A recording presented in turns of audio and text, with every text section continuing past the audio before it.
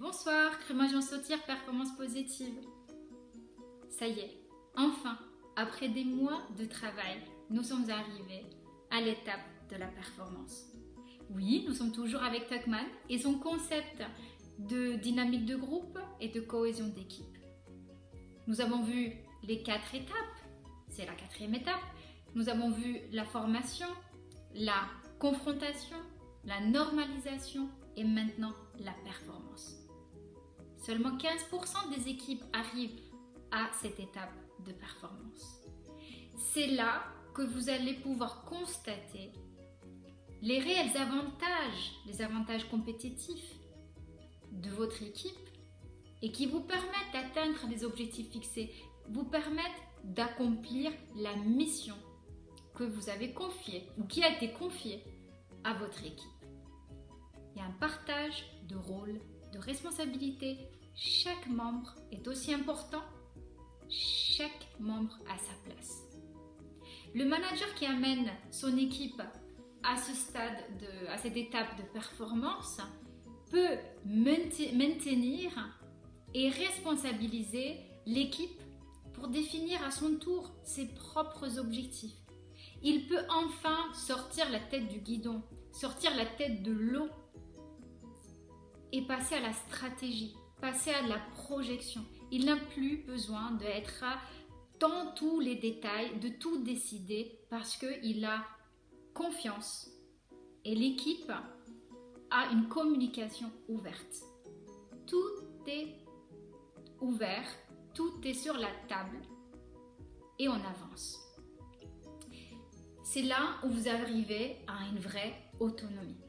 Je rappelle cependant que s'il y a un nouveau membre, s'il y a un changement dans l'équipe, boum, vous passez au niveau de la formation et selon le contexte, la situation, vous allez aller doucement ou rapidement jusqu'à l'équipe de la performance.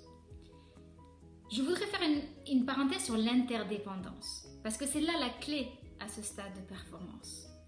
Nous sommes nés dépendants et nous avons couru. Nous nous sommes battus pour devenir indépendants. En fait, la clé, c'est l'interdépendance. Si nous sommes assez intelligents, assez smart pour comprendre qu'être indépendant, être seul, ne nous amène pas loin, ben là, nous allons pouvoir faire partie d'une équipe performante et, en tant que leader, amener une équipe au stade de la performance.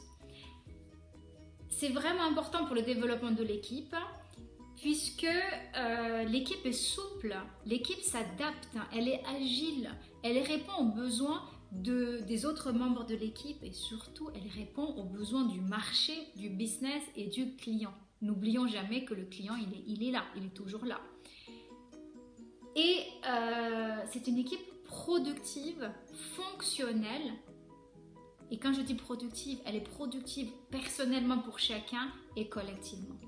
Pour vous donner quelques exemples de ce que vous allez vivre, observer dans cette étape de performance, c'est que, comme je disais, une équipe fonctionnelle est empathique, qui vous demande du conseil, ne réclame plus de l'autorité ou de la direction.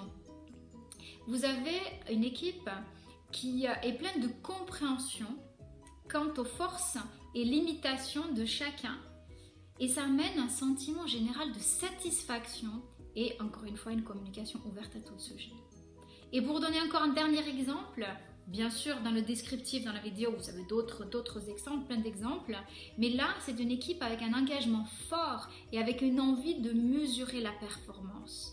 Le chef, vous, le manager, le leader, donne les objectifs. L'équipe crée ses propres directives et ses propres jalons.